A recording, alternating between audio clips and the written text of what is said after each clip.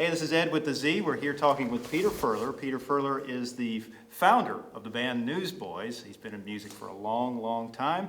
His Facebook page, his website, and his Wikipedia page, they all describe him pretty much the same way. Musician, songwriter, producer, record executive, surfer, motorcycle enthusiast. Not in that order. But not in that order. No. And all of that is accurate? That's accurate, yes. Awesome. I have seen videos on those sites of your dad preaching on the beach. I know your parents were missionaries. Yeah. Do you consider yourself an MK or a PK? Well, you know, my dad, I grew up in the church. My dad was a pastor. He planted a lot of churches throughout the South Pacific. So there was a season that I was definitely a pastor's kid. My dad, in the last stretch so far, has been missionaries primarily, so you know, to different places. So he's about to go to Fiji again, and he has on my Facebook page I put a little episode that he does called Church on the Beach, which is you know, sermons that he gets to, you know, whatever the Lord has put on his heart, he goes and records them and films it in the area that I grew up living. So now you founded the Newsboys in 1985. Correct? Yeah, pretty close to that, yeah. Okay. And for the first 12 years or so, you were the drummer for the band. Yeah. All the pictures that I'm seeing of you lately on your website are you have a guitar strapped around your neck in every one of those. So yeah. First instrument, drums or guitar? Drums, really. Again, growing up as a preacher's kid, our church, the music scene was pretty lively, and so it was, you know, as a young kid, the drums seemed to be the thing. I guess that's for a lot of young lads, the drums is the thing that excites them, and so drums was first, and then after that, a friend of mine taught me to play guitar. Okay, a number of years on the road, every artist, every band has a story about something miraculous that God has done, either in the life of the artist or with someone that is a fan or someone that you've come across. So what one story really stands out the most for you? Oh gosh, you always put me on the spot, you know. That's one. There's so many times of stories of from folks that have served overseas in military situations that have, you know, that your music has given them strength and encouraged them to. I think of a story, you know, one time now that a youth group were leaving a concert. It wasn't our concert, but it was another concert, and they were in a really serious car wreck, and many of them didn't make it, and they went back. Those that survived went back to collect the belongings, you know, a few weeks later from the junkyard of the vehicle, and there was a cassette player at the time, and in the cassette player was a song that I'd written. And that was what they were listening to on Impact, and so it was a song that was definitely, you know, it was a song called "Turn Your Eyes Upon Jesus," and you know, it was just, you know, the reality of just people. You know, sometimes you go and play concerts and there's bright lights and there's lots going on, but everybody out there is somebody, and everybody's got a purpose, and each life does count, and so that sometimes a situation like that just is a sad reminder, but also a strong reminder. It's an awesome song, and it is a great reminder. You're right, and you're right that everybody does have a story. And it's funny that you mentioned a cassette tape like that. I was just going to tell you that the Newsboys song "Shine" is one of the ones that is on my all-time fave mixtape that I have for myself. Well, thanks for listening. You should be honored by that. I am. Yeah, thank you. What 3 songs would be must-haves on your all-time fave mixtape? That I've written? It could be your songs, it could be somebody else's songs. Any songs. You know, this is probably not the answer you're looking for, but I'm going to give it to you anyway. As a songwriter, I don't listen to much music. Mm-hmm. I hear it all the time. You know, we'll hear it with the other bands playing and in concert. But so as a writer, I try to not listen to much music at all. And so when I go to write, I'm really hungry to hear something. And that's just being how I do. I find when I listen to a lot of music, I don't feel like writing much. And so I try to live that. But, you know, that's just what it is. But there's lots of great songs out there. I think anything that encourages us, you know, words are powerful. And whatever song kind of encourages us and lifts us up is a great one. Well, obviously, songwriting is a gift from God, and it's one of those things that you're able to do because He's blessed you with that ability. But has there been a time where a song didn't come from what you thought was just your God-given ability, but came as a direct breath of God just through you? I think all the good ones, that's where they come. You know, they really do. I mean, a lot of times people think songwriters are people that just walk around and these songs fall out of the sky and they just record them and then that's easy as that. But sometimes a song takes you 3 minutes to write. Sometimes it takes you years. And I find the harder I try, sometimes the worse the song could be. You know, a lot of times it's when there's a part of your consciousness that's free and not focusing so much on the task at hand. That's usually when the great ones come. Okay. In 2009, when you made the announcement that you were leaving the Newsboys, who was it the hardest to tell that story to? Family, the band, fans? I don't know, probably fans, you know, because I grew up as a fan, you know. I was a fan of certain bands, and whenever a member left, it was always, it's the end of something, and it will never be that again. And so that's always sad in any part of our life, and that's probably the hardest part, because I relate to that. There was bands that I grew up liking, and they broke up, or they just didn't make records anymore, or somebody left, and you could be mad at that person, you could be whatever, you know. So I understand them emotions, and so that would be my answer. Oh, certainly, you know, the Beatles announced they were breaking up, and I've read about that in history books. All right, rapid fire questions now. Newsboys, 27 number one hits, name them. Can't do that. All right, best wave you've ever ridden. Best wave I've ever ridden. Most of them are good. Too many good ones. All right. We're not getting anywhere with this line of questioning. Preference, Star Wars or Star Trek? Yeah, you're right. We're not getting anywhere with this one. All right, well, we are recording this on May the 4th, and it is Star Wars Day. So there is a right or wrong answer today. That's right. May the 4th be with you. Right? Correct.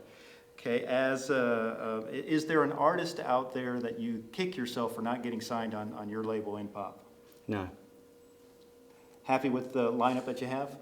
Well, I don't own Impop anymore, but I love them guys, and they're great people. But and it was a good time. But there's so many great artists out there, and no, I don't have any regrets. New album On Fire, it's been out since 2011. What is the overall message of the album? I think it's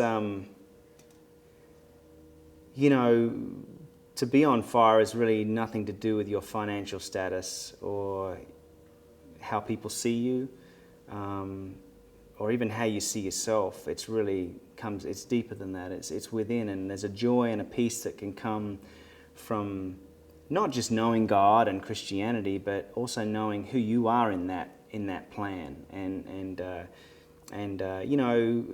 We see it on TV all the time. We see these crazy reality shows with people that have everything that they wanted, but find out they're figuring out, that's why they're yelling and screaming at each other, that it's not what they wanted. And I think to be on fire is to set yourself up as best as you can in your life, in your thought life, and in your finances, and with your marriage and whatever, to not be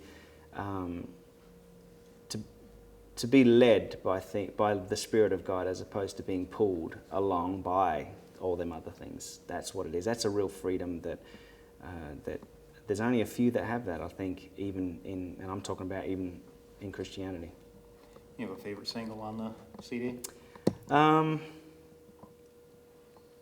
Well, I played the song Closer out a lot, and I think, actually, I don't even know if that wasn't a single. There you go. Shows what I know. But that's one of my favorite songs, Closer, on the record. Okay. I've seen pictures of you in the studio recently. New music coming out when? What can we expect? Well, I've got 10 songs that I'm getting close to finished, and then I'm going to look at them, and reassess them and see if they're what the fans, what people should expect from me as far as what they deserve. I want, every record you make, you've got to love it better than the last one, and you've got to, as a singer and as a songwriter. So I've got to make sure, you know, I deliver that. And so, to answer your question, hopefully maybe late this year, maybe early next year. You know, record, it's a long season. You finish a record and then you might hand it into a record company, but then they might need 4 to 6 months to set it up to, you know, to make sure it's, you know, that everyone gets a chance to hear it. So, but I'll be finished tracking 10 songs, you know, in the next few weeks. Well, who's the one person that you trust enough to listen to the new music to tell you whether it's good enough to go on the new album? Well, my wife, I think she knows me better than anybody else. We've been married 22 years, and so she's somebody that I trust. But I'm not sort of a closed-off person that won't accept other people's opinions. Sometimes I'll show it to a fan and go, "What do you think of this?" But that's hard because sometimes you might not get all the answer that is as honest as it can be, because sometimes people just get excited about a certain thing. But yeah, it starts with my wife, and then I got good friends around me that were strong enough to tell me if it's no good or not. 5 years down the road, where is Peter Furler and where is the music and your ministry? 5 minutes down the road, I don't know where he is. I think I might be in catering in 5 minutes, so I don't know. I don't think that far. You know, I do believe that today is just enough for itself, and so I think again, you know, I think if I sat around thinking where am I going to be in 5 years' time, it's not about not being prepared, but preparation is now, and so it's not something I sit around and I don't have big. I really enjoy my life. I'm having the happiest time I've ever had in my life, and I love people. I love making music. I'm really thankful, you know. I think that's where the joy comes from, and that's where the songs usually come from, out of thankfulness of. I can't believe I'm a kid from, you know, Mooloolaba, Australia, that was doing landscaping and selling macadamia nuts to be able to actually make music, you know, and do that for my life. You know, I'm still at this stage thankful for that, and so Lord willing, I'd like to still be making music. If it's only my wife wants to hear it, that's cool. You know, I just still love making music. Well, you're from South Australia, and here in the South of the United States, we say words like "y'all." Uh-huh. What are the unique words to the southern part of Australia? Well, you know, Aussies abbreviate everything. You know, so you know, I would say to you, "How's it going, mate? I'm going to see you this Harvey." You know, and you'd be like, "What?" But you know, that would mean, "How you doing? Are we going to see each other this afternoon?" You know, that's really, you know, everything's abbreviated. It's real fast talking. So one thing I had to learn, and I'm doing it now, is when I go back to Australia, they think they think my accent's changed. I don't think it's changed that much, but they do. And I don't know if it's my accent. I think it's really having to communicate through a public address system to a crowd of people who are not from your neck of the woods. You have to, you know, elongate words or sentences and slow down things, especially being an Aussie, you do. So when you go back home, throw in a few y'alls. Well, my wife does. She's from Atlanta, Georgia, and so she's the one with the accent when we go down there. It's very cool. Awesome. All right, we have a book, and we're asking our artist that we're interviewing today to read from the book. It's Fox and Socks from Dr. Seuss. It's been a while. And we have a page for you to start on, and it's a 15-second window. Yep. So we want you to go for 15 seconds and see how far you can get. And it's up to you how quickly you read or how you elongate the words or the phrases. But I want to get you on tape for 15 seconds. 15 seconds. All right, tell me when it's go. Go. Socks on Knox, and Knox in box. Fox in socks, and box on Knox. Chicks with bricks come, chicks with blocks come. Chicks with bricks and blocks and clocks come. That's it. That's all we need to know, really. It's all there. I think you've really captured the essence. Well, it's really about the delivery, you know. We're talking quality, not quantity. Well, we'll put that to music. We'll auto-tune that. It does get better right here, that's for sure, yeah. Well, a little bit later on, we'll have someone else get to the real meat of the story. Lucky person. I apologize for that. We do have a big fan in the room. Christy is, we have multiple big fans in the room. Christy, do you have questions for Peter? Well, I do. I want to say thank you for the rich lyrics that you have in your songs. I mean, they're uplifting, they're encouraging, they've helped me to bolster, you know, my faith. Appreciate that. I was wondering, since you're a songwriter, you know, you hear about some people that write songs in the middle of the night when they wake up and they've got something on their mind. Is it all the same? You know, does it come all at once usually, or is it a process for you? You know, a lot of the lyrics, really honestly, the best ones, in my mind, come from my friend Steve Taylor, who I've co-written songs with for a lot of years now. For me as a songwriter, he's a guy that, you know, well, I'll back up. I'm somebody that, yes, they come in the night, you know, and maybe that's just spending a day thinking about songs. You have to, it's a discipline, or sitting down with the guitar for hours, you know, just playing ideas until you kind of, you know, you feel like you got nothing. I document stuff a lot. You know, I always record what I'm writing, mainly because music's so emotional, and you can feel a certain way and then walk out of the room and come back 2 weeks later and you really love what you did, where at the time you walked away disappointed. And so, and then sometimes at night, if I've had one of them days, or I'm driving the car and I get a melody in my head, I'll put it into my iPhone or whatever it is, and then I go take that home and I'll make a track, you know, kind of put some chords to it and put a melody to it. And if I don't, sometimes I get a lyrical idea while I'm doing that, and if other times I don't. But then I ship that off to Steve Taylor. And he drives the Natchez Trace in Nashville, Tennessee, or Franklin, Tennessee. He must have done 20,000 miles on that trail, and he'll finish off the words. So based on the lyrics, then you decide if it's going to be a fast song or a slower song, or it just.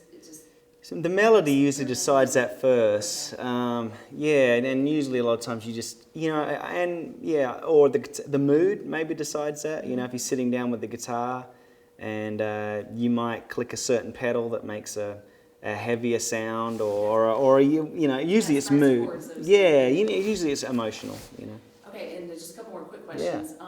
So I'm on TV, so you get the adrenaline before you go on the weather. Yeah. Do you get that kind of adrenaline, or you've been doing this so long, is it just, hey, I'm going to get out there and have fun, or do you get a few butterflies every now and then? I get a little bit of both. I used to get really sick. You know, like, I mean, I wasn't sick, but I was like, just could. In fact, I think the first show that I ever did, I sung the whole show with my eyes closed. I didn't see anybody. I can't remember that, and so, and I've gotten a little better 20 plus years down the line. So tonight I'll go on stage and I'll be thinking about it, but yeah, there'll be a little bit of it, little. You know, how about you? Do you? Oh yeah, I've been doing this, doing the weather for 18 years. Yeah.